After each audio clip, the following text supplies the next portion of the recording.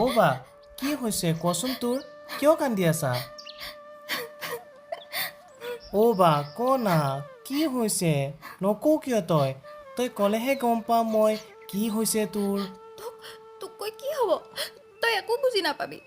উল্টা মা দেউতাকহে কৈ দিবি আৰু আৰু তেওঁলোকে মোকহে গালি দিব তইনো এনেকুৱা কি কাম কৰিলি যে তোক মা দেউতাই গালি পাৰিব তই তই যাচোন ইয়াৰ পৰা ময়ো তোৰ দৰে ল'ৰা হোৱা হ'লেই ভাল আছিল তেতিয়া মোৰ লগত এনেকুৱা নহ'লেই হয় তই এইবোৰ কিনো কৈ আছ অ' বা মই একোৱে বুজা নাই আৰু তই বুজিও নাপাবি তোক ক'লো নহয় তই যা ইয়াৰ পৰা ৰুণ জোন চোৱাচোন মই তোমালোকৰ কাৰণে কি আনিছোঁ আৰে ৰুণ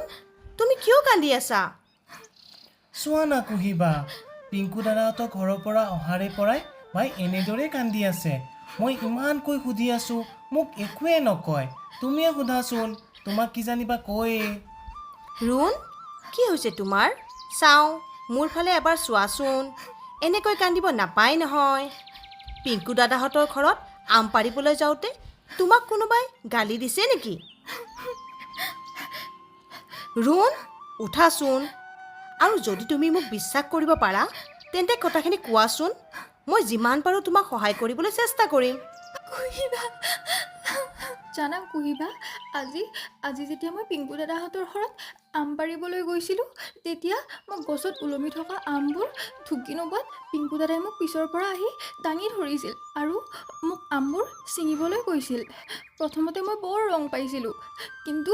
পিছলৈ পিংকু দাদাই মোক য'ত ত'ত হাত লগাবলৈ ধৰাত মই বৰ অসহ্য অনুভৱ কৰিছিলোঁ আৰু পিংকু দাদাক বাৰে বাৰে মোক তললৈ নমাই দিবলৈ অনুৰোধ কৰিছিলোঁ কিন্তু তেওঁ মোৰ কথাত গুৰুত্ব নিদি আৰু বেছিকৈহে চুবলৈ ধৰিছিল অৱশেষত মই বৰ জোৰকৈ কান্দি দিয়াতহে তেওঁ মোক এৰি দিছিল আৰু ঘৰত এই বিষয়ে কাকো একো নক'বলৈ সকীয়াই দিছিল কি পিংকুদাই তোমাৰ লগত এই ধৰণৰ কাম কৰিছে তুমি ঘৰত কাৰোবাক জনাইছানে নাই কুহিবা মই এই বিষয়ে কাকো একো জনোৱা নাই মাহঁতে যদি ওলোটাকৈ মোকেই ভুল বুজে নহয় ৰুণ ইয়াত তোমাৰ অকণো ভুল নাই দুখ কৰিছে পিংকু দাদাইহে গতিকে তেওঁহে শাস্তি ভুগিব লাগিব কুহিবা পিংকু দাক কোনে শাস্তি দিব আজি কিছুদিন আগত আমাৰ বিদ্যালয়ত গুড টাচ আৰু বেড টাচৰ ওপৰত এখনি সজাগতা সভা আয়োজন কৰা হৈছিল তাতেই আমাক এই ধৰণৰ কথাবোৰৰ ওপৰত বিতংভাৱে অৱগত কৰোৱা হৈছিল গুড টাচ বেড টাচ এইটো আকৌ কি বস্তু অঁ গুড টাচ আৰু বেড টাচ যেতিয়া আমাক কোনোবাই মৰমৰ স্পৰ্শ কৰে আৰু আমাৰ ভাল লাগে সেইটো হ'ল গুড টাচ যেনেকৈ আমাক আমাৰ মা দেউতাই মৰম কৰে আৰু যদি কোনোবাই আমাক শৰীৰৰ কিছু এনেকুৱা অংশত স্পৰ্শ কৰে যিবিলাক অংশত স্পৰ্শ কৰিলে আমাৰ মনত ভয় শংকা আৰু ঘৃণাৰ সৃষ্টি হয় তেতিয়াহ'লে সেই স্পৰ্শটোক কোৱা হ'ব বেড টাচ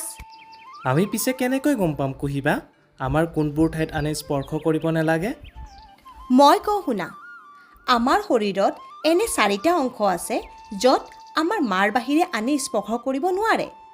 বহুত প্ৰয়োজন হ'লে আমাৰ দেউতাই স্পৰ্শ কৰিব পাৰিব সেই ঠাইবোৰ হ'ল আমাৰ ওঠ বুকু দুভৰিৰ মাজৰ অংশ আৰু নিতম্ব এই 4 ঠাইত আন কোনোৱেই বেয়া মনোভাৱেৰে স্পৰ্শ কৰিব বিচাৰিলে আমি প্ৰতিবাদ কৰিব লাগিব আৰু যদি আমাৰ কথা তেওঁলোকে নামানে তেন্তে আমি জোৰকৈ চিঞৰি ক'ব লাগিব মোক হাত নলগাবা মই বেয়া পাওঁ আৰু তাৰপিছত নিজৰ মা দেউতা নহ'লে এনেকুৱা এগৰাকী ব্যক্তি যাক তুমি বিশ্বাস কৰা তেওঁ কথাবোৰ আহি খুলি কৈ দিব লাগে আৰু নহ'লে তোমালোকে কিন্তু চাইল্ড লাইনৰো সহায় ল'ব পাৰা চাইল্ড লাইন এইটো আকৌ কি বস্তু চাইল্ড লাইন হৈছে এনেকুৱা এটা সংস্থা য'ত এই ধৰণৰ ঘটনাবোৰৰ বুজ লোৱা হয় আৰু দোষীজনে যাতে উচিত শাস্তি পায় তাৰ বিহিত ব্যৱস্থা লোৱা হয় চাইল্ড লাইনত জনাবলৈ তোমালোকে 1098 এই নম্বৰটোত ফোন কৰি সকলো কথা জনাব পাৰা আৰু তেওঁলোকে তোমাৰ পৰিচয়ো গোপনীয় কৰি ৰাখিব